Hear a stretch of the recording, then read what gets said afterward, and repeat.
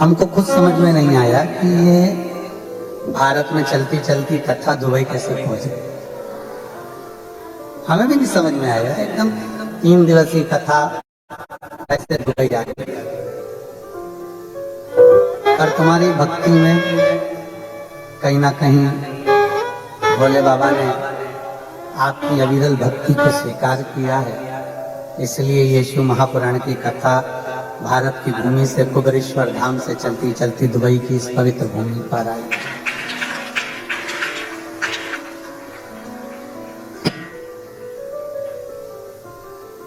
विवाह में फेरे कितने डलते हैं? 7। आपका और हमारा जन्म केवल 7 दिन में हुआ है, रविवार, सोमवार, मंगल, बुध, गुरु, शुक्र और शनि। मरेंगे कितने दिनों में? यही 7 दिन, अलग से कोई दिन आने वाला नहीं। भगवान कृष्ण ने जिस गोवर्धन पर्वत को अपनी उंगली पर उठाकर रखा वो कितने कोस का है? 7 कोस। भगवान कृष्ण ने अपनी उंगली पर जिस पर्वत को उठाकर रखा कितने दिन तक उठाकर रखा? 7 दिन तक। और भगवान कृष्ण ने जिस पर्वत को अपनी उंगली पर उठाया, भगवान की उम्र भी केवल 7 वर्ष की ही थी।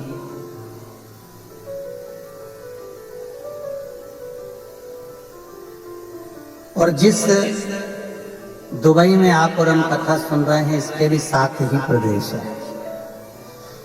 और ये 7 दिन के वारों से लेकर, 7 दिन की जिंदगी से लेकर, 7 समूह से लेकर, 7 ऋषियों से लेकर ये पवित्र कथा आज दुबई की पवित्र भूमि पर पहुंची है। और इस समय तप बल आप लोगों की शिव भक्ति का है, इसमें किसी दूसरे का नहीं। कहीं ना कहीं भगवान शंकर की अविरल भक्ति आपके भीतर विराजमान हुई, शिव तत्व आपके भीतर विराजमान हुआ, तो ये पवित्र कथा आप और हमारे तक पहुंची। जितने दिल से आप सुन सकते हो उतने दिल से इसको सुनो। और बीच में जब प्रार्थना करने का मौका आए, बड़े भाव से बाबा से अपने मन की बात भी कहो। और ये हमारा विश्वास कहता है, ये समिति केवल अकेली एक बार की कथा नहीं कराएगी। अगर ये कथा आप लोगों ने दिल से सुन ली और 3 दिन मेरे बाबा से अपने मन की बात भाव से कह दी, अगली बार फिर बाबा को खींच कर आप लोग कुबेरेश्वर धाम से दुबई बुलाएंगे। भगवान शंकर की करुणा से, उनकी दया से, उनकी उदारता से प्राप्त होगा। जिस दिल से, जिस भाव से, जिस स्नेह से आप इस कथा को स्वीकार करेंगे, उस भाव से ये कथा आपके भीतर पहुंचकर आपका कल्याण करेगी। 24,000 श्लोक हैं शिव महापुराण के अंतर्गत, करोड़ों करोड़ों शब्द हैं शिव महापुराण के अंतर्गत। अब उन शब्दों में से आपको क्या शब्द अपने जीवन में उतारना है, क्या अपने जीवन में ले सकते हो, वो लेने का प्रयास। कितना ग्रहण कर सकते हो उतना ले।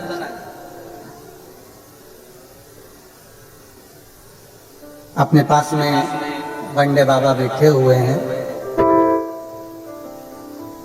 इनका जीवन और इनका चरित्र भी हमको सीखने को देता है कि पृथ्वी पर कहीं पर भी इनका कोई झोपड़ा नहीं, इनका कोई आश्रम नहीं, इनका कोई घर नहीं और इनकी कोई बस्ती नहीं। जो झोला बाजू में है वही झोला है और जो कपड़े तन पर है वही कपड़ा है। पर 24 घंटे से ज्यादा कोई भी देश हो, कोई भी जगह हो, वहां ठहरते ही नहीं। और 24 घंटे के बाद में आगे फिर बढ़ जाते हैं, फिर जाते हैं और अपनी भक्ति में, भगवत भजन में डूबे। कहीं ना कहीं शिव महापुराण की कथा कहती है, कई लोग कहते हैं गुरुजी हमने शंकर भगवान को अपने इष्ट देव बना लिया। गुरुजी हमने शिव जी को अपना इष्ट देव बनाया। कोई कहता है गुरुजी हमने शंकर भगवान के विरल भक्ति को प्राप्त किया। कोई कहता है गुरुजी हमने शिव भक्ति को चुना है। बल्कि ये ना कहो कि हमने शिव भक्ति को चुना है, बल्कि ये कहो कि मेरे महादेव ने आपको अपने लिए चुना है, आपको चुना है। और यजमान परिवार कथा करवा रहा है और ये पूरी समिति आगे बढ़कर कथा कर रही है और व्यवस्थाएं करने में लगी हुई है, तो कहीं ना कहीं भोले बाबा की बड़ी बड़ी करुणा, बड़ी कृपा, बड़ी उदारता है।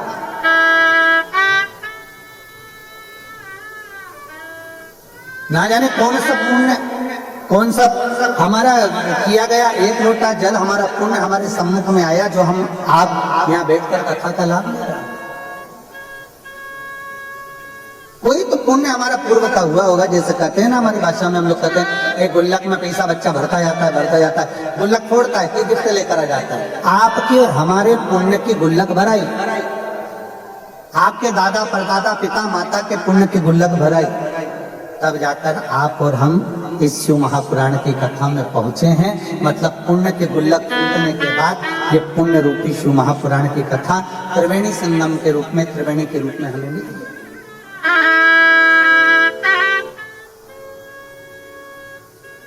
और पूरा विश्व इस कथा को आस्था चैनल के माध्यम से देखा, पूरा विश्व।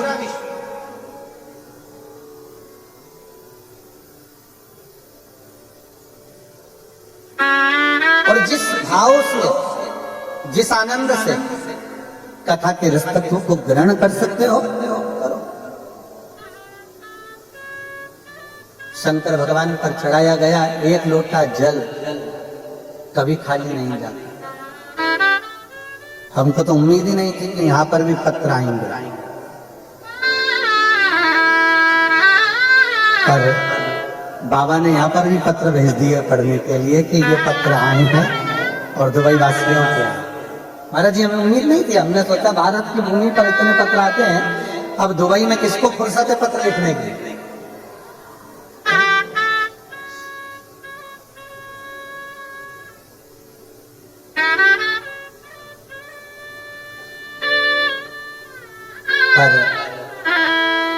जब हम आ रहे थे तो हमने देखा कि फ्लाइट में बहुत सारी दीदियां कोई भोजन परस रही हैं, कोई बेटियां किसी को चाय दे रही है, किसी को कॉफी दे रही है। चीनी के और कांच के बर्तन थे। हमने मन में विचार करा, भारत से चलने वाली फ्लाइट में सारा भोजन चीनी और कांच में दो मना नहीं है, पर चाय और कॉफी और जूस मट्टी के कुल्हड़ में दो, क्योंकि जाते जाते भी कम से कम हमारे भारत की मिट्टी को चूमते हुए तो जाओगे। भारतीय अगर जाएगा तो कम से कम भारत की मिट्टी को चूमता चूमता तो जाएगा। देख रहे। और जब दुबई में कल पहुंचे शाम को, रात्रि के समय पर, शाम के समय पर, तो यहाँ देखकर एक और चीज अच्छी लगी कि अभी भी यहाँ रहने वाले जितने भी भारतीय हैं या अन्य हैं, इनके अंदर संस्कारों की कमी नहीं हुई है, इनमें संस्कारों की प्रबलता। और यही आगे बढ़ाता है। हमें अपने को आगे बढ़ाने के लिए दो चीजें मूल है, एक शिक्षा और दूसरा संस्कार। एक है हमारी शिक्षा और एक है हमारा संस्कार। आप अगर आगे बढ़ रहे हो, आप उन्नति की सीढ़ी पर चढ़ रहे हो, इसमें ऊपर चढ़ाने में किसी का भी हाथ नहीं है, केवल आपकी शिक्षा और आपके संस्कारों का, आपकी मेहनत का। हमने पहले भी कथा में कहा, ये कभी विचार ना लाइएगा कि सीवर वाले महाराज जी के पास में कोई हो ऐसी बूटी, ऐसी कोई दवाई जिससे हमारा दुख मिट जाए। ना ना ना, कर्म गति को काटने के लिए, अपने दुख को मिटाने के लिए आपको भी शंकर की शरण लेना पड़ेगी और हमको भी शंकर की शरण लेनी पड़ेगी। आप कहीं नहीं जा सकते, कोई मंदिर, कोई देवालय, कोई शिवालय। आप अपने देश में अगर हो सकता है भारत देश में रहें तो मंदिर शिवालय नजदीक नजदीक में होते हैं, बाजू में लगे होते हैं, एक दो घर छोड़कर आप एक लोटा जल चढ़ा सकते हो। पर यहाँ तो मंदिर, देवालय, शिवालय भी बड़ी दूर है और आप जा भी नहीं सकते, तो कम से कम एक लोटा जल अपने ही बगीचे में, अपने ही घर के बाहर जो गमले में मिट्टी है, उस मिट्टी को थोड़ा सा ऊंचा उठाकर और एक लोटा जल अपने देवाधिदेव महादेव को भाव से श्री शिवाय नमस्तुभ्यम कहकर जब हम समर्पित करते हैं तो मेरा ओघड़दानी, मेरा शंभु, मेरा त्रिकालदर्शी, मेरा कैलाशी अविनाशी उसको स्वीकार कर लेगा, उसको स्वीकार करेगा।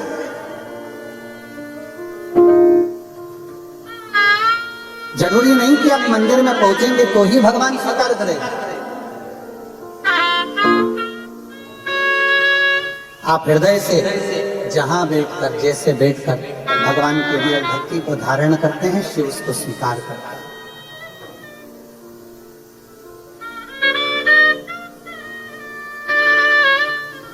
महाराज जी, यहाँ भारत से आई हुई वह निधि बेटी बैठी हुई है जो बनारस की काशी जी की पूर्व कथा की भी यजमान थी और अभी जो कथा हुई थी सतुआ बाबा जी पर आए थे उसमें भी यजमान पर व्यक्ति ने ग्रहण किया।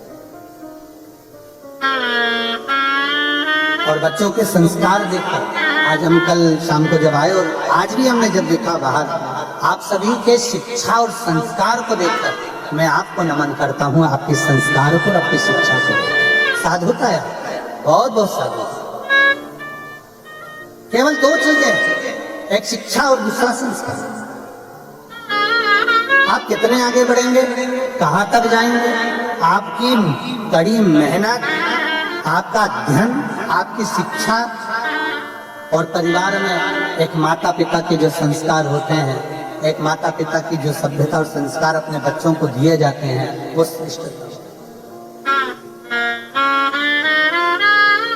कल हम जिन जजमान परिवार के यहाँ रुकना हुआ, वहां देख रहे थे उनके बहुओं को, बच्चों को कि सब दीप मालिका लगाकर और भगवान की इतनी सुंदर आराधना में, पूजन में और स्वागत में लगे हुए थे कि उसको देखकर बड़ा अच्छा लगा। यही हमारी शिक्षा, यही हमारे संस्कार। और झलकना चाहिए अपने माता पिता ने हमको क्या दिया, हमारे माता पिता हमको क्या प्रदान करें, हमारे माता पिता ने हमको क्या दिया, ये हमें झलकना चाहिए।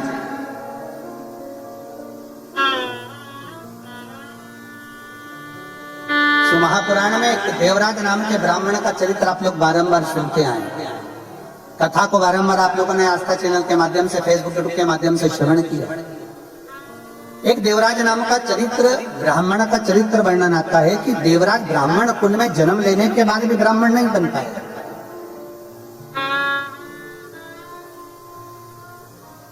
ब्राह्मण कुल में जन्म लेने के बाद भी ब्राह्मण तत्व उसके भीतर नहीं उतर पाया। जरूरी नहीं कि आप बहुत उच्च कुल में जन्म ले लिए और बहुत उच्च हो गए। कई बार ऐसा होता है कि एक साधारण परिवार में जन्म लेने वाला व्यक्ति भी जब अपने संस्कारों में ढलता है, जब अच्छी शिक्षा में ढलता है, तो धीरे धीरे वो उन्नति की ओर बढ़ता चलेगा। दो शब्द हैं,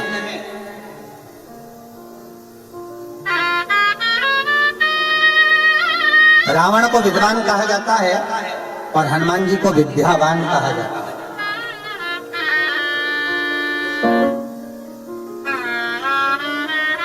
दो शब्द, रावण को विद्वान कहा जा रहा है और हनुमान जी महाराज को विद्यावान कहा जा रहा है। हनुमान चालीसा के अंतर्गत आता है, विद्यावान गुणी अति चातुर। हनुमान जी को विद्यावान कहा जाता है, पर रावण को विद्यावान नहीं कहा जाता। वो बड़े विद्वान है, सारे शास्त्रों का ज्ञाता है, सब मर्म जानता है, सारी विद्या जानता है, सब कुछ अच्छा जानता है। उसके बाद भी रावण को विद्यावान नहीं कहा गया, उसको विद्वान कहा गया। क्योंकि पढ़ लेना एक अलग विषय, शास्त्र का अध्ययन कर लेना एक अलग विषय, पर उस शास्त्र को अपने भीतर उतार लेना, नम्रता धारण कर लेना, झुक जाना, प्रणाम कर लेना, नम्रता धारण कर लेना, ये रावण नहीं धारण कर पाया। ये धारण था श्री हनुमान जी महाराज। और विद्यावान गुणी अति चातुर, राम काज करिबे को आतुरे। हनुमान जी महाराज के भीतर विद्यावानता का चरित्र है कि जब हनुमान जी किसी से भी मिलते हैं, हनुमान जी कहीं पर भी जाते हैं, सबसे पहले हनुमान जी महाराज झुककर प्रणाम करते हैं, नमन करते हैं। एक बार तो ऐसा हुआ कि हनुमान जी महाराज जब राम जी से प्रथम बार मिलन करने के लिए गए, जब सुग्रीव ने भेजा पता करो कि 2 वन में कोई मनुष्य आए हैं, घूम रहे हैं, हनुमान जी जब गए उनसे मिलने के लिए, ब्राह्मण का वेश था, संत का वेश था, और राम जी महाराज के चरणों को जाकर नमन करते हैं, प्रणाम करते हैं। राम जी जान गए कि ये कोई साधारण नहीं है, मैं क्षत्रिय और ये ब्राह्मण का रूप रख कर आया यार, मुझे नमन कर रहा है, प्रणाम कर रहा है, मतलब ये कोई सहज नहीं हो सकता, कोई साधारण नहीं हो सकता। इसके भीतर की विद्या सामने नजर आ रही है।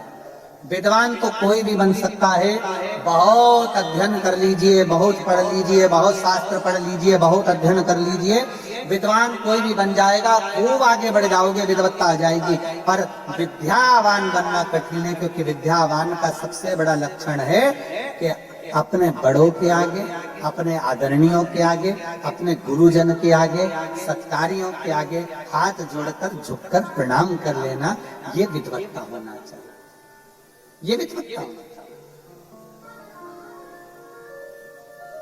इसी को नम्रता कहते हैं, इसी को सहजता कहते हैं। और मैंने तेरे ही भरोसे बाबा, तेरे ही भरोसे। आप लोग कथा में बैठे हो, पर आप लोग आस्था चैनल के माध्यम से जितना जितना आपको याद है, उतना उतना साथ में बोलना भी है।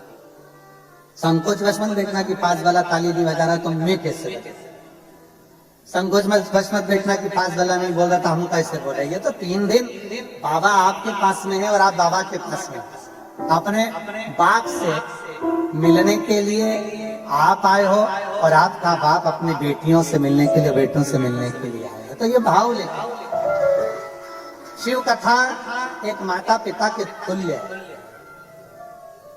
और मैंने तेरे ही भरोसे बाबा, तेरे ही भरोसे हवा बिच उड़ती जावांगी बाबा, डोर हथों छड़े ना मैं कटी जावांगी।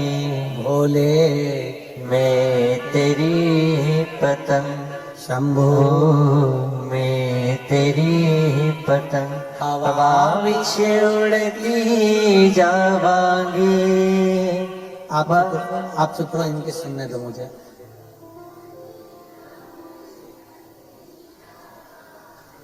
भोले तेरी, शंभो में तेरी, हवा बिच बाबा, डोर हथो छड़ी ना में कटी। बस यही भाव, एक नम्रता का विषय। देवराय नाम का ब्राह्मण है, ब्राह्मण कुल में जन्म लेने के बाद भी ब्राह्मण तत्व धारण नहीं करता, उसके भीतर ब्राह्मण तत्व नहीं है, भटक रहा है।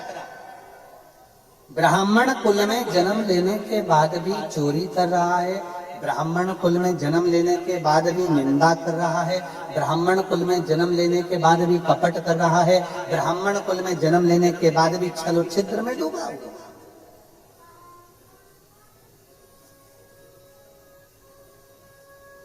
कोई पुण्य हमारा सामने आए तो हम परमात्मा की शरणागति ग्रहण करें। आप लोगों को मालूम होगा आज कितनी तारीख है? जम के बोलो जरा। 9। दिन कौन सा है? सोमवार,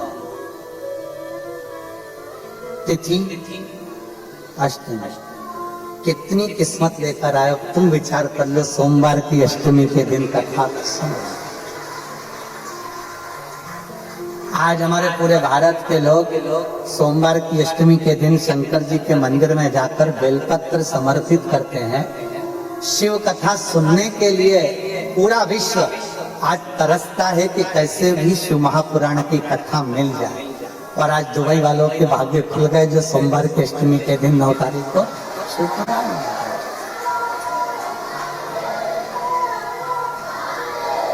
ये शिव कृपा, इसी को शंकर की करुणा कहते, इसी को उदारता कहते। अब विचार करिए कि कुछ तो पुण्य होंगे ना तुम्हारे। अब तुम लोग जाओ ना अपने अपने घर पे तो नजर उतरवा लेना।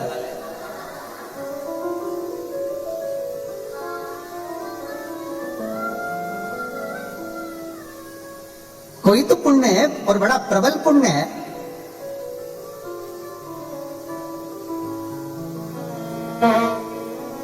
देवराज अच्छे पुण्य नहीं कर पाए, पर देवराज ने भले अच्छे पुण्य ना करे हों, पर देवराज की जो माता थी वो शिव के मंदिर रोज जाती।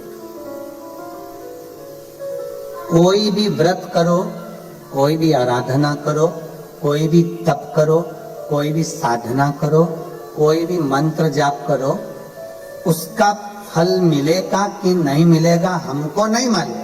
पर शिव महापुराण की विद्येश्वर संहिता कहती है कि शंकर के मंदिर की अगर देहली भी चढ़ गए, या शिव महापुराण की साक्षी में पहुंच गए, या शिव महापुराण की कथा सुनकर कोई निकल कर जा रहा है, उसके मात्र मुख का दर्शन हो जाए तो समझ लेना कि आपके सारे पाप नष्ट हो गए और आप परमात्मा की शरणागति ग्रहण करें।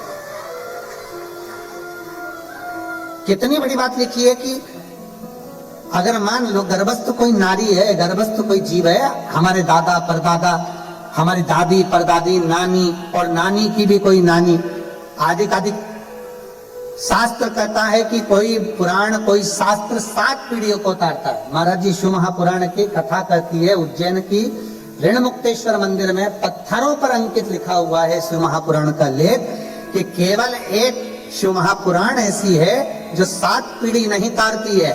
शिव महापुराण ऐसी है जो 71 पीढ़ी को पार उतार देती है। 71 पीढ़ी को पार उतारती है। दादी का पक्ष, नानी का पक्ष। जो बेटा सुन रहा है उसके माँ बाप, उसके दादा दादी, और जो बेटी सुन रही है उसके माँ बाप, उसके दादा दादी और उसके नाना नानी, दोनों पक्ष चलते, दोनों पक्ष चलते।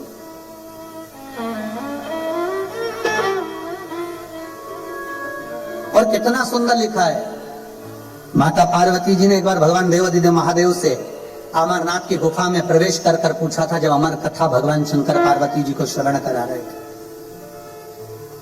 पार्वती जी को जब अमर कथा कर रहे हैं तब बाबा देवाधिदेव महादेव भगवान शंकर से माता पार्वती जी पूछती है कि कोई स्त्री, कोई नारी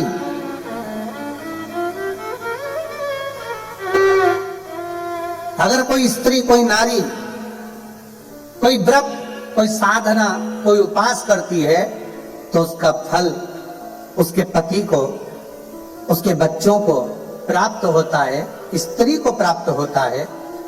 क्या कोई ऐसी आराधना है, क्या कोई ऐसी पूजन है, कोई ऐसी आराधना है कि पति को तो फल मिले, पिता को फल मिले, और साथ में उसके मायके के परिवार वालों को भी उसका फल प्राप्त हो? ऐसी कोई आराधना है क्या देवाधिदेव महादेव? भगवान शंकर कहते हैं पार्वती केवल एक है जो भूलवश भी मेरे नाम का उच्चारण कर लेता है या मुझ पर 1 लोटा जल समर्पित कर देता है, उसका पुण्य बेटी के ससुराल को भी और उसके मायके को भी पार लगा देता है। ऐसी शिव महापुराण की कथा, ऐसी शंकर की कथा है।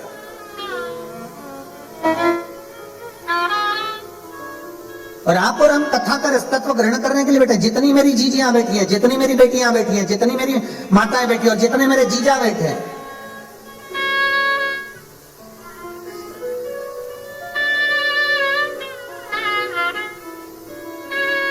जरा विचार करिएगा किस भाव से आप कथा सुन रहे हैं सोमवार की अष्टमी के दिन।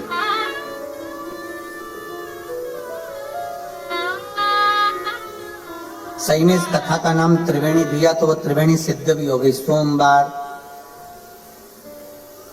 अष्टमी और शिव पुराण तीनों को मिला दो तो त्रिवेणी ही होगी।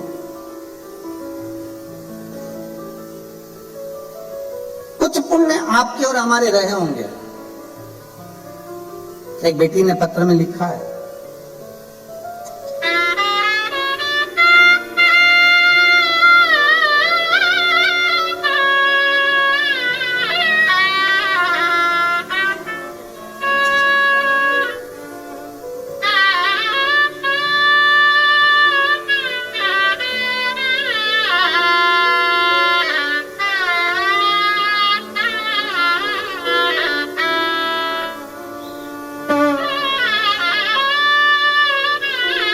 गुरुदेव, मेरा नाम प्रियंका पंकज सिंह गिरासे है।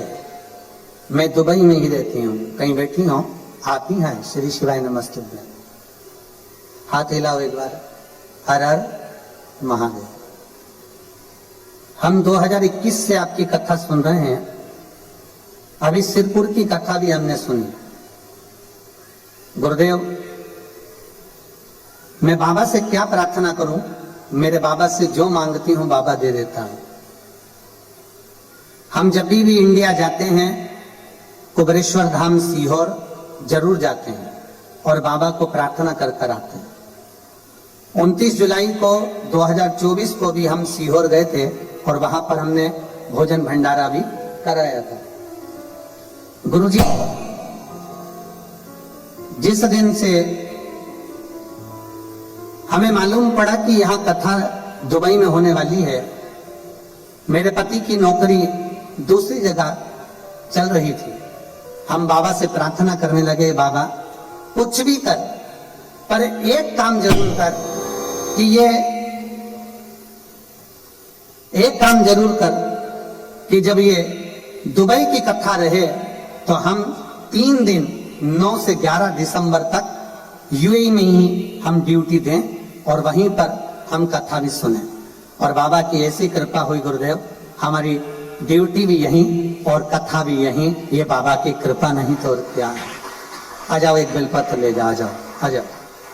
शिव कृपा से, शंकर की उदारता से बेटी लिख रही है कि हम जो बाबा से कहते हैं, एक लोटा जल हम लोग अपने शिवलिंग पर चढ़ाकर जल को हम पौधे में समर्पित कर देते हैं गुरुदेव, पर बाबा से जो कहते हैं बाबा वो हमको दे देगा। आप दिल से उसकी आराधना करते हो, दिल से प्रार्थना करते हो, दिल से उसको कहते हो तो वो दिल से देता भी। क्यों ना देगा? बस अपने हृदय से आप शिव को भजो। देवराज नाम का ब्राह्मण अच्छे कर्म से दूर था, अच्छा कर्म नहीं कर पाता। कभी ना भजन किया, ना कभी स्मरण किया, ना कभी कीर्तन किया।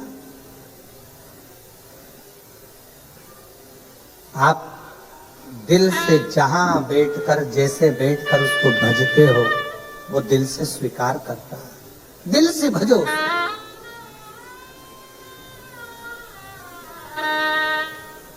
देवराज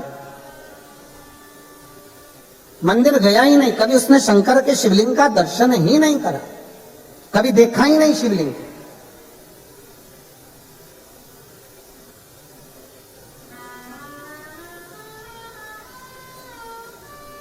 देवराज की पत्नी, बच्चे, कुटुंब, कबीला सब है, पर संगत का एक ऐसा असर पड़ गया कि देवराज एक वैश्या का संग पकड़ लिया और उस स्त्री ने कह दिया, सुनो देवराज, मुझे एक स्वर्ण हार चाहिए। बिंदु और देवराज दोनों की कथाओं का क्रम एक जैसा। मुझे एक स्वर्ण हार चाहिए। जो रानी के गले में हार पड़ा हुआ है, वो रानी के गले का हार मेरे को ला कर दो।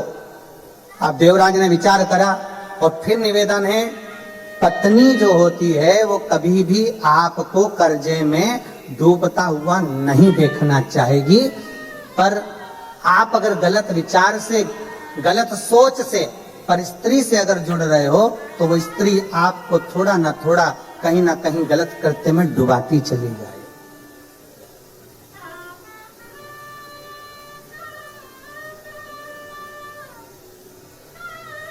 वो डुबाती चली जाए।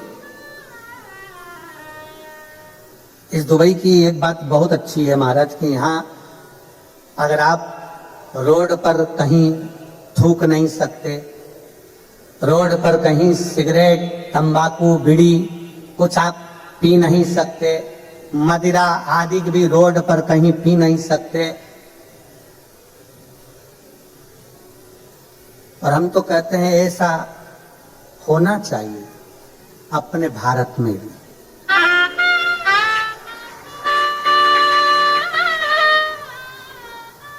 जहां मर्जी पड़ी वहां थूक दिया, जहां मर्जी पड़ी वहां बैठकर सिगरेट बीड़ी पी लिया, जहां मर्जी पड़ी वहां बैठकर मदिरा का पान कर लिया।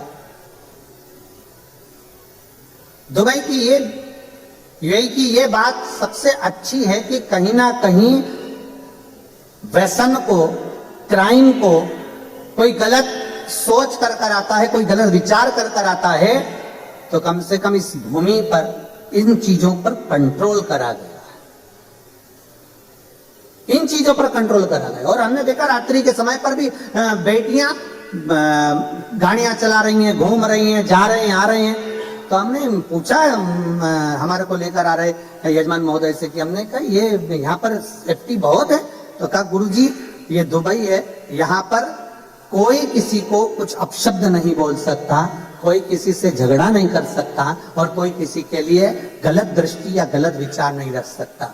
और ये होना चाहिए बेटियों की सुरक्षा के लिए और जनमानस की रक्षा के लिए बहुत जरूरी, बहुत जरूरी। हर हर ये बहुत जरूरी और होना चाहिए। आज गलत जरा से बच्चे नशे में डूबते चले जा रहे हैं, जरा से बच्चे गलत विचारों में डूबते चले जा रहे हैं, गलत उनके भीतर भाव उत्पन्न होते चले जा रहे हैं। उसका रोकथाम होना जरूरी है, बहुत जरूरी। शिव कथा कह रही है, भगवान शंकर का चरित्र कर रहा है, भगवान शंकर का आनंदमय चरित्र वर्णन कर रहा है। देवराज एक स्त्री के चक्कर में पड़ गए, देवराज एक स्त्री के चक्कर में, और उस स्त्री ने देवराज से कह दिया कि मुझे जो रानी के गले में हार पड़ा हुआ है, जो रानी के गले में हार है, वो हार मुझे लाकर दो। अब देवराज विचार करा कि वो हार लाकर दूं तो दूं कैसे, चोरी ही करना पड़ेगी।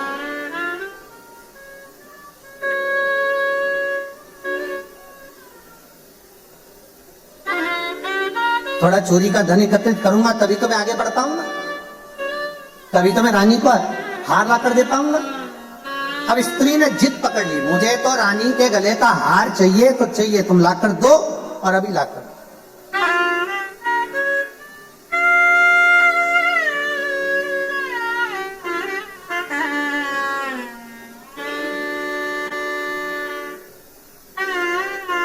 अब कभी कभी कोई व्यक्ति ऐसा होता है कि जिद पकड़कर बैठ जाता है। जैसे एक व्यक्ति नाई की दुकान पर गया, खबास की दुकान पर, और नाई की दुकान पर जाकर बैठ गया और नाई की दुकान पर बैठा और नाई आया कैंची लेकर, कंघा लेकर बाल काटने के लिए। तो जैसे कैंची कंघा लेकर आया तो नाई ने देखा कि इसके सिर पर तो केवल 8 बाल हैं।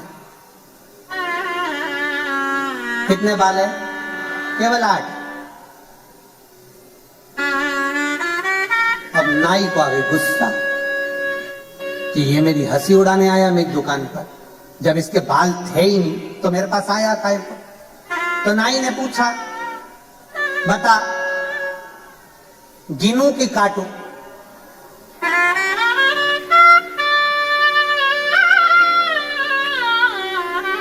अब नाई पूछ रहा है, बता जल्दी से गिनूं कि काटूं? अब वो व्यक्ति बोला कलर कर दे, न गिन न काट। वो 8 तू कलल कर।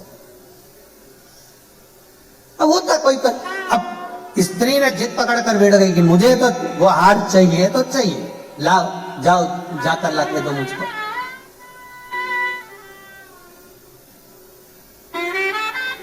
अभी के अभी जाओ और मुझे हार ला कर दो।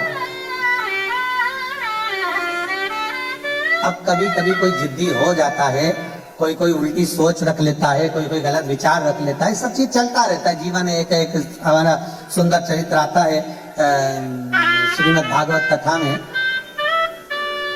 कि आत्मदेव की जो पत्नी थी धुंधली, वो भी उल्टे विचार की थी, गलत सोचती, गलत विचार रखती, बिल्कुल उल्टा विचार। कभी कभी हो जाता है ऐसा, गलत विचार रख लेते, उल्टा सोच रख लेते। एक पति की पत्नी थी, वो भी बड़ी उल्टी चलती थी, बहुत उल्टी। पति कहता आलू की सब्जी बना तो वो दाल बनाती थी, पति कहता मक्का की रोटी बना तो गेहूं की रोटी बनाती थी, पति कहता पीली साड़ी पहन तो नीली पहनती। बड़ी पति बड़ा दुखी था। सालों निकल गए, पति के 40 साल शादी में निकल गए। आखिरी में एक दिन पति बड़ा दुखी हो गया। और कभी कभी ऐसा नहीं है कि जिंदगी में टेंशन नहीं आता। 40 साल के बाद पति को दुख आया और पति अपने गुरुजी के पास गया, गुरुजी मेरे पिताजी मरे, उनका श्राद्ध नहीं हुआ, मेरी माँ मरी, उसका श्राद्ध नहीं हुआ, ना पिंडदान करने देती है ना श्राद्ध जिमाती है, मैं मेरी पत्नी से बड़ा दुखी हूं, मैं मेरी पत्नी से बड़ा दुखी हूं। गुरुजी ने पूछा हुआ क्या? जब जब मैं पिंडदान का बोलता हूं वो कहती है तुम्हारे बाप कौन सा अच्छा काम करके गए जो उनका पिंडदान करा जाए, करने नहीं देती। अब तुम बताओ कि मैं क्या करूं? गुरुजी ने कहा एक काम कर, तू उल्टा चल। अब पति ने पूछा मैं उल्टा कैसे चलूं? कह देना श्राद्ध आए हैं, पिताजी का श्राद्ध नहीं करेंगे, हर चीज में तो उल्टा चल। उसने कहा ठीक है चल के देखता हूं। आज घर पर गया और पत्नी को आवाज लगा कर गया, सुनो कल पिताजी का श्राद्ध है पर अपन नहीं करेंगे। पत्नी जूड़ा कसती कसती आई, कैसे नहीं करेंगे, तुम्हारे 10-20 पिताजी थे, जरूर करेंगे। पति इतना खुश हो गया, जिंदगी में पहली बार सीधी चली। अब उसको क्या मालूम था कि खुद उल्टा चला है। अब गुरुजी ने बोला था जो काम करना उल्टा उल्टा चलना। उसने कहा सुनो पिताजी का, अब तू बोल रही कि श्राद्ध खिलाना है तो कर देंगे, मना नहीं है, पर अपन गुलाब जामुन नहीं बनाएंगे, भजिए नहीं बनाएंगे, खीर नहीं बनाएंगे। इतने में पत्नी बोली कैसे नहीं बनाएंगे, सब बनाएंगे। फिर पति ने कहा अच्छा बना भी लेंगे ठीक है, पर अपने पंडित जी को भोजन करने नहीं बुलाएंगे। पत्नी बोली कैसे नहीं बुलाएंगे, बुलाएंगे और दक्षिणा भी देंगे। अब तो पति खुश हो गए, एकदम बढ़िया, मेरी पत्नी सही हो गई। पंडित जी आ गए,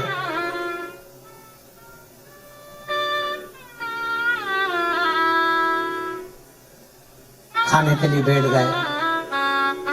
अब पंडित जी को क्या मालूम था कि इसको भोजन करने बैठना है तो उल्टा चलना है। पंडित जी के पास में वो खीर की पूछे नहीं आई और पंडित जी ने कह दिया हाँ ला दो। अब ये उल्टी चल गई, कैसा हपसी है, सब खा गया। पंडित जी उठ के भागे। पति को बड़ा दुख हुआ, गुरुजी के पास गया, मेरा सारा करा धरा पानी फिर गया गुरुदेव, इससे मेरा पीछा छुड़ा दो। गुरुजी ने कहा सीधी सीधी बात है, हरिद्वार लेकर चले जा नहाने के लिए, वो जाएगी ही नहीं, कहा जरा पूरा गांव का लोग जा रहा है अपन भी चलते हैं। इसने जाकर कह दिया सुनो गुरुजी ने जो जो बताया वैसा वैसा करा, सारे गांव के लोग हरिद्वार नहाने जा रहे हैं, अपने पास टाइम नहीं है, मेरे को नौकरी से फुर्सत नहीं है। पत्नी बोली कैसे नहीं जाएंगे, 40 साल शादी के हो गए, कहीं नहीं लेकर गए, चलो मुझे गंगा नहाने लेके चलो। हरिद्वार ले गए। गुरुजी ने कहा था ये नीचे नहाने जाए और तू इतना कह देना आगे मत जा।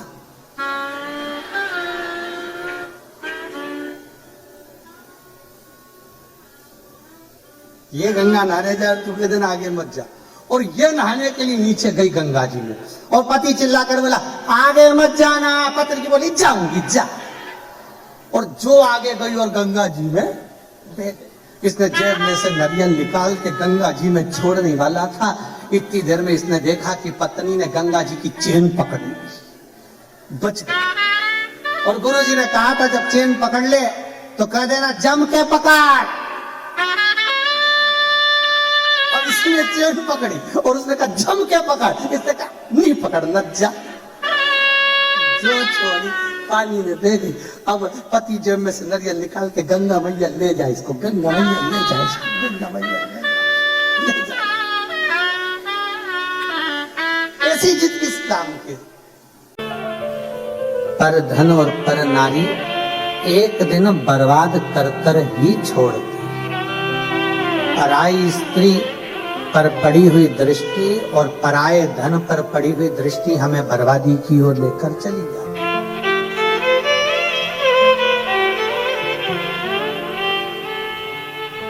पर धन और पर नारी हमें गलत मार्ग की ओर लेकर ही जाएंगे और एक दिन डुबा कर ही मानेंगे, निश्चित है। शिव कथा कर रहे, शिव महापुराण का चरित्र का है।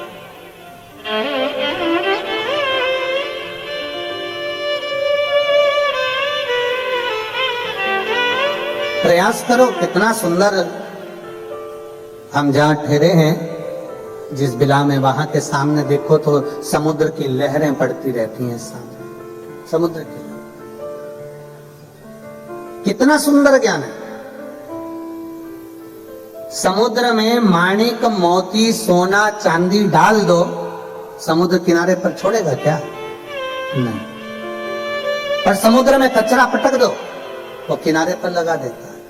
शिव महापुराण भी यही कहती है कि जीवन में अगर कोई गलत विचार, गलत सोच, गलत दृष्टि, गलत भाव हमारे अंदर आ रहे हैं तो मन से समुद्र की लहर की तरह कचरे को बाहर फेंको, और भगवान का नाम अगर उतर रहा है, कोई अच्छा कार्य जिंदगी में आ रहा है तो उसको अपने अंदर उतारने का प्रयास करो, उसको अपने भीतर उतारिए,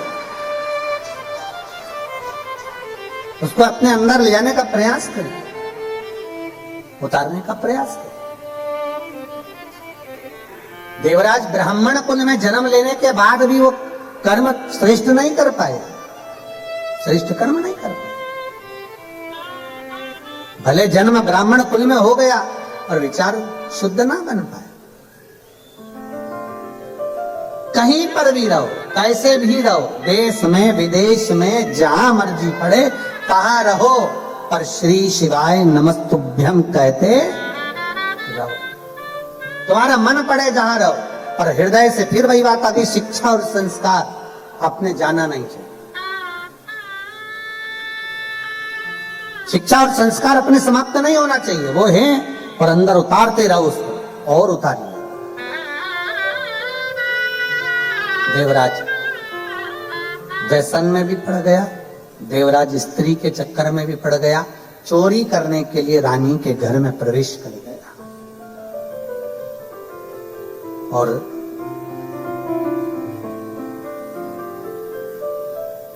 चोरी करने के लिए जब रानी के घर में प्रवेश करे, रानी का हार चाहिए था चोरी करने के लिए, जब अंदर गया, हार चुरा कर लेकर जब भागा, राजा को सूचना मिल गई कि रानी का हार कोई चुरा कर भागा है, पीछे पीछे पीछे पीछे दूतों को लगा दिया, पीछे पीछे दूतों को लगा दिया। चोरी का हार लेकर कहां जाता, कहीं छुपने का स्थान नहीं मिला।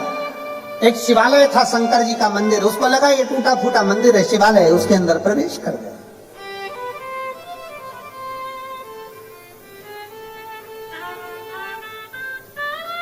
और उसको क्या मालूम था कि शंकर के मंदिर में अगर भूलवश भी अगर कोई पांव रख दे, शंकर के मंदिर में अगर कोई भूलवश भी चला जाए तो उसका फल क्या है, ये उसको अंदाजा नहीं था।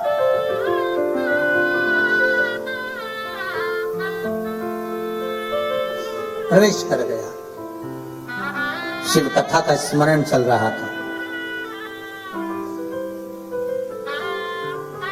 कोई एक बुजुर्ग ब्राह्मण बैठकर कथा का वाचन कर रहे थे, बीच बीच में चिल्ला रहे थे, हर हर। थोड़ी देर में कथा हो, हर हर। पहले हमारी भी आदत थी, हम भी चिल्लाते थे, बीच बीच में हम भी बोलते थे कि दीन बंधु दयालु दया कीजिए, जो दोनों हाथ उठाकर हर हर महादेव नहीं बोले उसको उठा लीजिए, पहले हम भी बोलते थे। पर हमने बोलना बंद कर दिया जब से लोगों ने पत्र लिखना चालू करे। एक व्यक्ति ने पत्र में लिखकर बोला, गुरुजी हम गाड़ी चला रहे होते हैं, हेडफोन में कथा सुन रहे होते हैं और आप बोल देते हो कि जो हर हर नहीं बोले उसको उठा लीजिए, तो हमको गाड़ी खड़ी करना पड़ती है, दोनों हाथ से पहले बोलना पड़ता हर हर महादेव, फिर गाड़ी बढ़ाना पड़ती है। लोग देखते हैं अच्छा नहीं लगता, लोग समझते इसको मिर्गी का दौरा मोरा आ गया।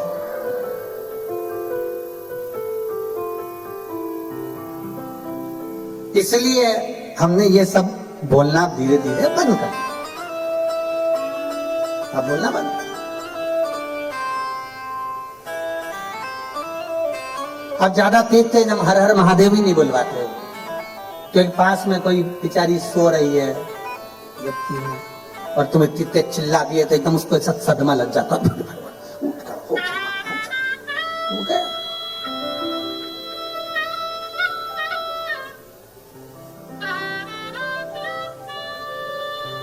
कभी कभी ऐसे चीजें हो जाती है महाराज जी। एक डॉक्टर साहब है इंदौर के, उनका केस एक जज साहब के पास में चल रहा है। हाँ, वो जज साहब जब जब उनकी फाइल आती है तारीख पर तारीख दे जाते।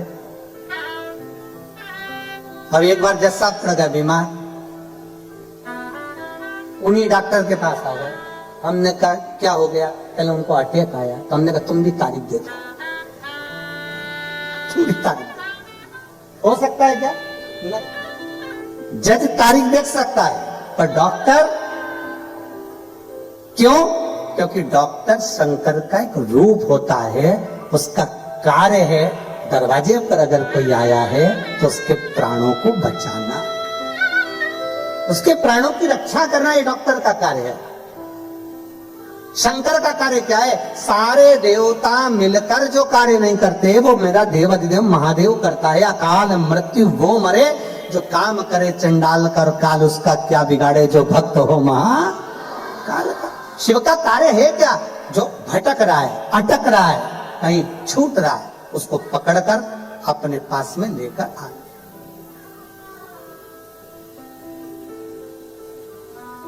शंकर भगवान का कार्य क्या है? कोई मंजिल से भटक रहा है उसको वापस मंजिल पर लाना, कोई अटक रहा है उसको उस अटके हुए कार्य से निकाल दे। वो कहते हैं ना, अटका हुआ मेरा सारा काम हो गया, अटका हुआ मेरा सारा काम हो गया, वो काशी वाला मुझ पे मेहरबान हो गया, वो काशी वाला मुझ पे मेहरबान हो गया।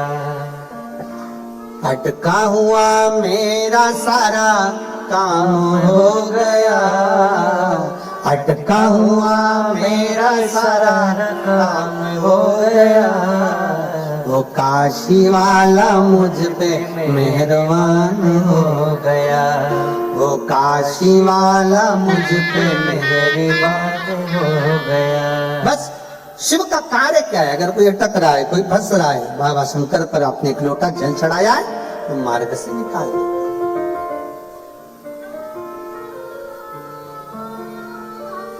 अभी वो जीजी आई थी, वो कह रही थी गुरुजी मंदिर के अंदर जाकर लोटा भर के जल चढ़ा नहीं सकते, इसलिए हम घर में मट्टी का शिवलिंग का निर्माण कर कर बाबा को एक लोटा जल चढ़ा देते हैं और बाबा हमारे जल को स्वीकार कर कर हमारा कार्य कर देता है। यही प्रेरणा कौरव और पांडवों का जब युद्ध प्रारंभ हुआ था, कौरव और पांडवों का युद्ध जब कुरुक्षेत्र की भूमि पर होने जा रहा था, एक रात्रि के पहले पूरी सेना कुरुक्षेत्र की भूमि पर पहुंच गई थी। एक तरफ कौरव, दूसरी तरफ पांडव, दोनों तरफ। भगवान कृष्ण ने देखा कौरव और पांडवों का युद्ध होने वाला है, रात्रि के समय पर मेरा द्वारकानाथ, मेरा द्वारकाधीश पांडवों के कक्ष में पहुंच गए। सारे पांडवों को एक जगह एकत्रित कर लिया, सारे पांडवों को एक जगह एकत्रित करा और एकत्रित कर कर कहा, पांडवों, अर्जुन युधिष्ठिर, नकुल, सहदेव, भीम, सुनो, सामने योद्धा हैं और बड़े बड़े शूरवीर योद्धा हैं, और मैं जानती हूं कि तुम भी, भगवान कृष्ण कहते हैं मैं जानता हूं कि तुम भी साधारण नहीं हो, तुम भी बड़े शूरवीर योद्धा हो। उधर भी वीर योद्धा हैं, तुम भी वीर योद्धा हो, तुम दोनों का युद्ध हो, चलेगा। उस युद्ध में तुम जीत सकते हो। सामने जो वीर योद्धा हैं उनसे युद्ध लड़ोगे, उस युद्ध में तुम जीत जाओगे। पर अर्जुन, कौरवों की सेना में योद्धाओं के अलावा कुछ संत, कुछ साधु, कुछ सन्यासी, कुछ तपस्वी, कुछ व्रती, जिन्होंने जिंदगी भर तप और बल इकट्ठा करा है, गुरु द्रोणाचार्य जैसे, अक्रूर जैसे, ना जाने कितने कितने भरे पड़े हुए हैं। इतना उनका तप बल है, इतना तप बल है कि तुम्हारे बाणों के आगे उनके तप बल का कुछ नहीं बिगड़ सकता। उनकी ओर से 33 कोटि देवता भी युद्ध करने के लिए कुरुक्षेत्र में होंगे।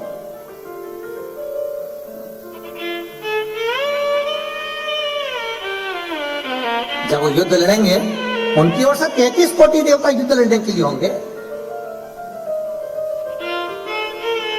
अर्जुन ने पूछा तो कि करना क्या है? आप जो बोल दोगे हम वो कर लेंगे। भगवान कृष्ण ने कहा, अर्जुन एक काम करो, कल से युद्ध प्रारंभ होगा, तुम एक पार्थिव शिवलिंग का निर्माण करो। और पार्थिव शिवलिंग का निर्माण करना, फिर निवेदन है, पार्थिव शिवलिंग का निर्माण जरूरी नहीं है कि घर के अंदर आकर करो। तुम्हारे घर के बाहर जो गमला लगा है, उस गमले में अपने शिवलिंग की मिट्टी को थोड़ा सा उठाया और वहीं पर निर्माण कर कर घर में से एक लोटा जल भर के लाकर उसी पर चढ़ा दिया, दूसरा लोटा जल लाकर उसका विसर्जन कर दिया। वही मिट्टी, वही गमला, वहीं पर विसर्जन, उसी स्थान पर एक ही जगह।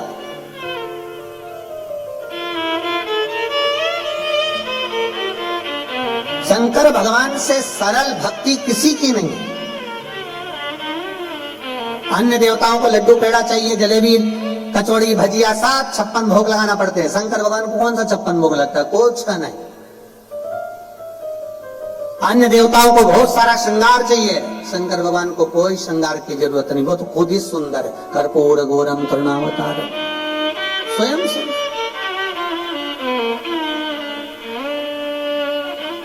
दुनिया के देवताओं के लिए हजारों लाखों दीप जलाना पड़ते हैं, शंकर भगवान को दीपक लगाओ तो ठीक, ना लगाओ तो ठीक। वो देखते ही नहीं, क्योंकि उनके सिर पे पहले से चंद्रमा बैठा हुआ है, उनको क्या करना।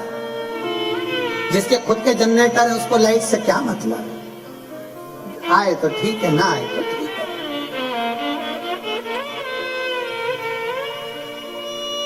शिव जी को वस्त्र आभूषण से मतलब नहीं है। शंकर भगवान के गले में सांप पड़ा है, बिच्छू पड़ा है, मृग चर्म पहने हुए हैं, साला दुशाला लपेटे हुए हैं, और तन पर राख भस्म लपेटी पड़ी हुई है। उन्हें कोई मतलब नहीं कि तुम क्या लगा रहे हो, क्या कर रहे हो, क्या कर रहे हो, कोई मतलब नहीं। शंकर शंकर, यो घड़ी है, तपस्वी तपस्वी, उसको कोई मतलब नहीं, उनको कोई मतलब नहीं। कितना सरल। भगवान कृष्ण ने कहा कि कौरवों की सेना की ओर से बड़े बड़े तपस्वी, साधक, उपासक, बड़े बड़े नियम धारण करने वाले युद्ध लड़ने के लिए सामने होंगे, और अर्जुन दूसरी तरफ तुम और 5 पांडव तुम होगे, तुम्हारी सेना होगी। वीरों से लड़ना सरल है, पर तपस्वियों से लड़ना कठिन है। इन तपस्वियों से कैसे लड़ोगे? उन्होंने जो जप करा, तप करा, साधना करी, उनकी ओर से लड़ने के लिए 33 कोटि देवता आएंगे और वो युद्ध लड़ेंगे। तुम क्या करोगे? तुम्हारे पास में कौन नहीं? भगवान अर्जुन ने पूछा, प्रभु आप बताओ। अर्जुन कहता है, आप बताइए मैं क्या करूं? भगवान कृष्ण ने कहा, अर्जुन कल युद्ध प्रारंभ हो, उसके पहले एक काम करो कि पार्थिव लिंग का निर्माण करो। पार्थिव लिंग का,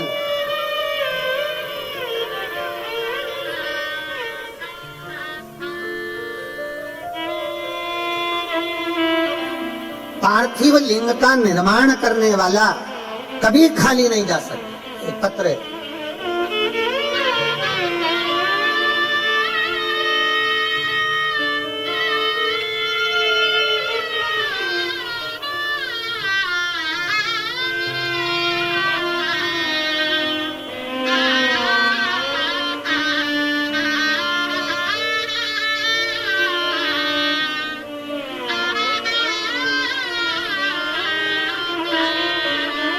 मेरा नाम सारिका जितेंद्र तंबोली, मैं रहवासी रहने वाली भारत की शहदा जिला नंदुरबार महाराष्ट्र से हूं। कहीं बैठी हो तो हाथ हिला सकती है, अगर कहीं बैठी हो तो हाथ हिला सकती है। आपके यहाँ ऐसा कर दो। श्री शिवाय नमस्तुभ्यं। त्रिवेणी शिव महापुराण कथा आयोजन करवाने वाले परिवार को भोलेनाथ जी से यही दुआ मांगती हूँ कि इनकी खूब लंबी आयु हो, इनके बहु बच्चे परिवार सब सुखी रहे, जिन्होंने हमको दुबई में शिव महापुराण की कथा सुनवाई है। बाबा की कृपा वाली, उनका इतना आभार व्यक्त करती हूँ कि मेरे पास कोई शब्द नहीं है। होटल वाले भाई और सभी कर्मचारियों का भी मैं बहुत आदर से उनको धन्यवाद देती हूँ, आज हमें इस पवित्र कथा का लाभ दिलवाया। कभी नहीं सोचा था कि दुबई की भूमि पर शंकर भगवान का हर हर महादेव का घोष करेंगे, और आज करने का मौका मिला। मुझे दुबई में कथा सुनने का लाभ मिला। गुरुदेव, पार्थिव लिंग निर्माण का क्या वर्णन है। फरवरी 2023 में रुद्राक्ष महोत्सव सीहोर में शामिल होने के लिए इच्छा थी। उस समय मेरी दीदी के साथ निकली थी। सर्वप्रथम ओमकारेश्वर में आए, वहां पर दर्शन करने के बाद हम उज्जैन अवंती का नगरी गए। महाकाल बाबा का दर्शन कर फिर हम सीहोर पहुंचे। सीहोर पहुंचने पर वहां हमारा इतना मन लग गया कि वहां रुके। सूचना मिली कि वहां भीड़ बहुत ज्यादा है, भगदड़ सी स्थिति है, तो हम एक साइड रुक गए। इस बाबा के धाम में पहुंचे और वहां जाकर हमने पार्थिव लिंग का पूजन करा, कंकर शंकर उठाकर उसकी विनती करी और बाबा से जो मांग कर आए। गुरुदेव, पूरा सप्ताह ही नहीं निकला और बाबा से मांगा था जॉब अच्छा, और बाबा ने हम जैसे ही आए वैसे ही अच्छी नौकरी का हमारे हाथ में लेटर आ गया। हम बाबा को नमन करते हैं। मैं हर रोज सुबह बाबा को एक लोटा जल चढ़ाती हूँ और बाबा से रोज प्रार्थना करती थी, बाबा कोई तो ऐसा भेज दे दुबई में जो शिव महापुराण की कथा करवा ले। बाबा से विनय करी। और गुरुदेव, यजमान परिवार को बहुत साधुवाद देती हूँ, उनके बहु बच्चों को, उनके पूरे परिवार को, जिन्होंने इस कथा का लाभ दुबई वासियों को दिया। आइए एक बेलपत्र ले जाओ आप लोग, आ जाइए। पार्थिव लिंग के निर्माण का फल क्या है? हम क्या मांगते हैं बाबा से? हम शिव से जो कहते हैं, हम शंकर भगवान से जो प्रार्थना करते हैं, हमारा बाबा वो स्वीकार करता है, स्वीकार करता है। और हम तो कहेंगे, यजमान परिवार से भी कहेंगे और आप सबसे कहेंगे, अगर बाबा आपको इतना देना तो जिंदगी में ऐसा सत्कर्म करते रहना चाहिए। बाबा अगर इस लायक बनाए आपको, ऐसा सत्कर्म करते रहे।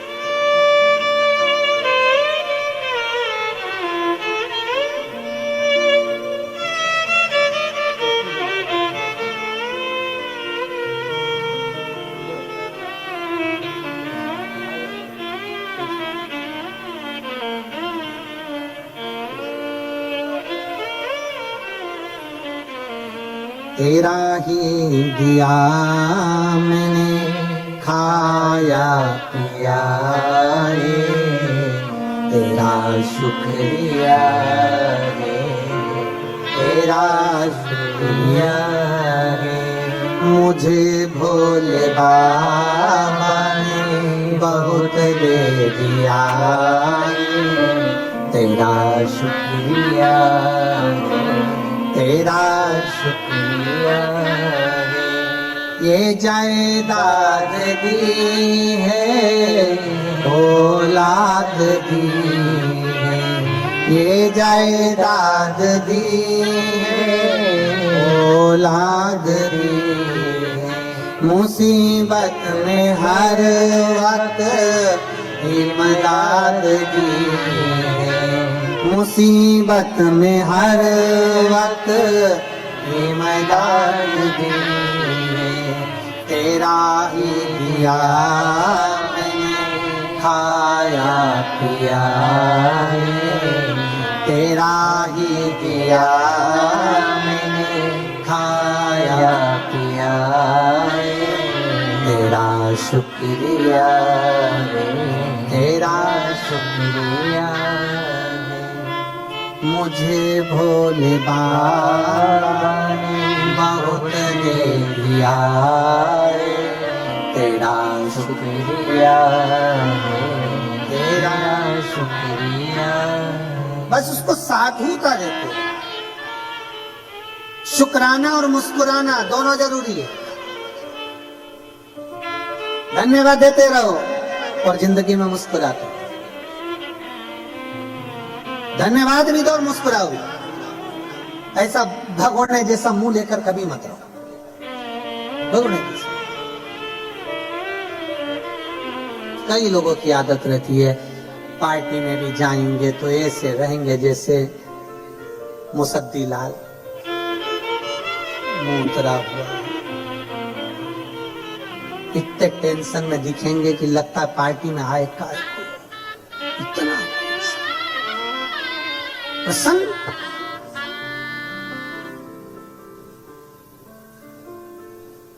अरे कोई आया करे दुबई में तो कहा करो मुस्कुराइए, आप दुबई में हो, प्रसन्न। अब हम कहे आपको मुस्कुराइए, आप शिवपुराण में हो, ये प्रसन्नता होना चाहिए। ऐसे नाम ऐसे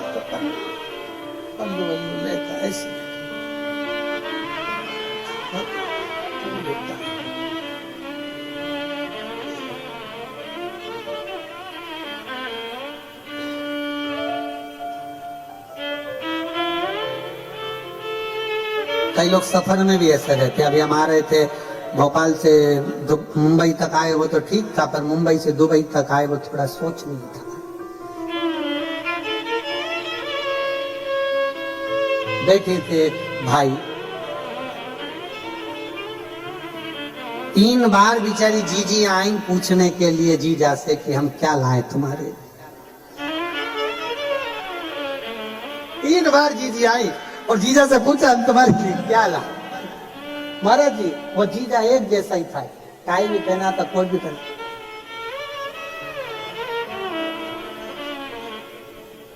हमें पहले लगा कि हो सकता है गर्दन मर्दन साइटी का इससे कोई बीमारी। और जीजी ने कहा भी सर आप एकदम कड़ले हो रहे हो तो बटन दबा के थोड़ा सा।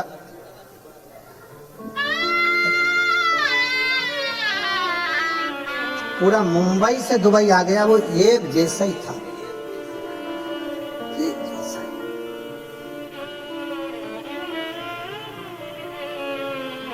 और वो जीजिया इतनी मुस्कुरा के बोल रही थी बेचारी,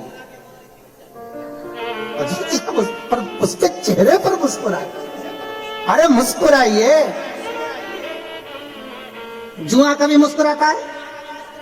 झिंगुर, चींटी, कीड़ा, इल्ली, काकरोच, कुत्ता मुस्कुराएगा?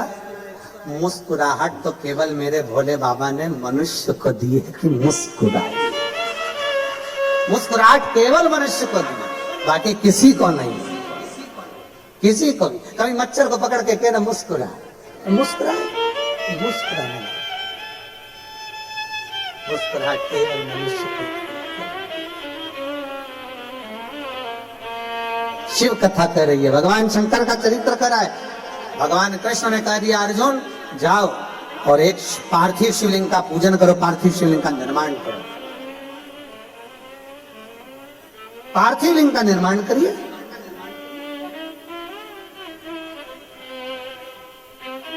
अर्जुन ने पूछा कि पार्थिव लिंग निर्माण से होता क्या?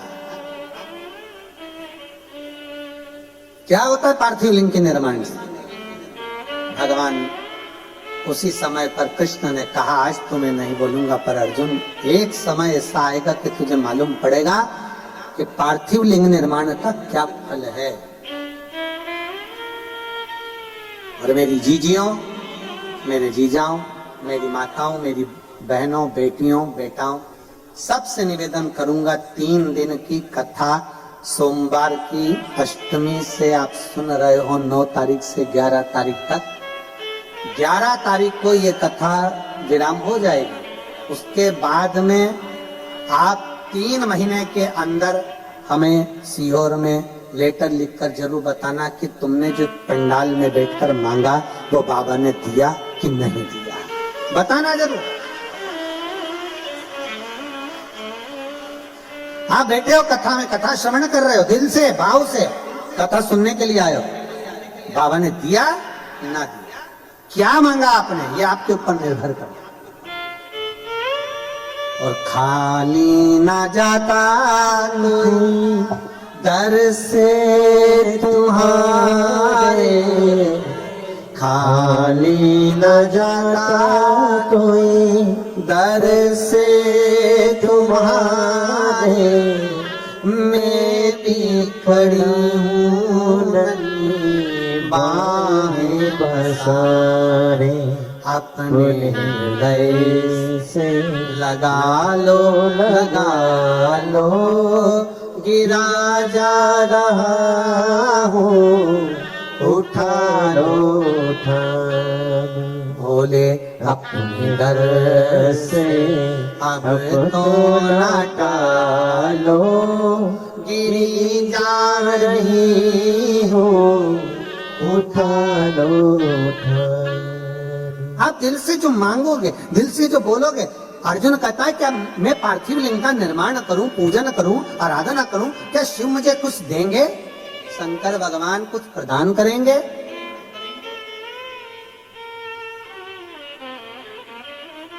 भगवान कृष्ण कहते हैं देवता देते हैं पल्ला झाड़ कर, और महादेव देता है छप्पर।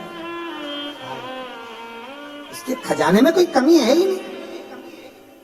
क्या कमी होगी उसके खजाने में, जरा विचार करिए।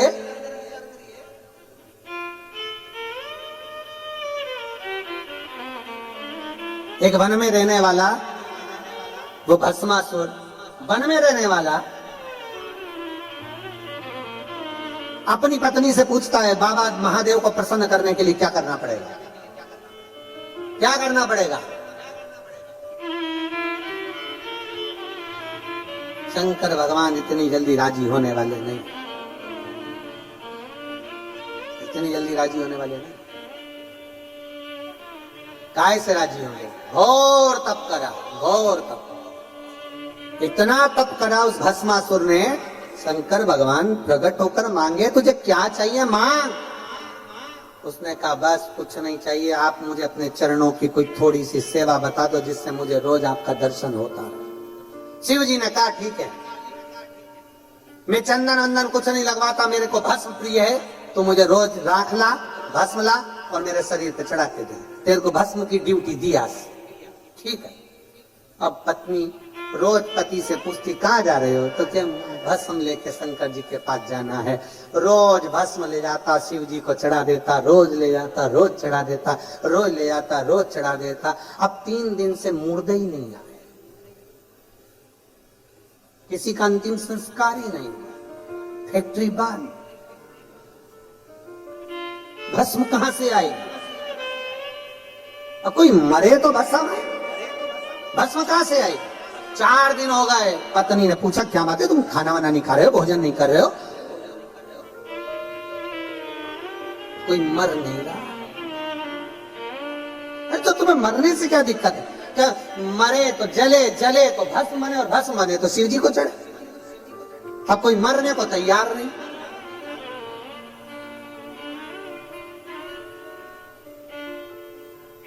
पत्नी बोली कब तक दूसरों के मरने का इंतजार करोगे, अपनी खुद की कंपनी चालू करो ना, अपनी खुद की फैक्ट्री चालू करो। पति ने पूछा कैसे? शंकर भगवान का तप करो, वर मांगो कि जिस पे हाथ रखूं वही भस्म, खुद की कंपनी, जिस पे रखोगे भस्म ले जाके चढ़ा देना भोलेनाथ को। वाह वाह वाह, पत्नी ने क्या सुंदर विचार कहे, कितनी सुंदर राय दी। पति खुश हो गया, तेरे बराबर मेरे लिए कोई नहीं सोच सकता। पर पत्नी में इतनी अकल नहीं थी, एक आध दिन तेरे को गले लगा लिया तो तू भी बस, इतनी अकल। अरे मांगो शंकर जी से, शंकर जी का तप करा, बाबा वर दीजिए। बाबा ने पूछा कौन सा वर? जिस पे हाथ रखो वही भस्म। शंकर जी भी अलमस्त में बैठे हुए थे, इसको देखकर भर भी दे दिया।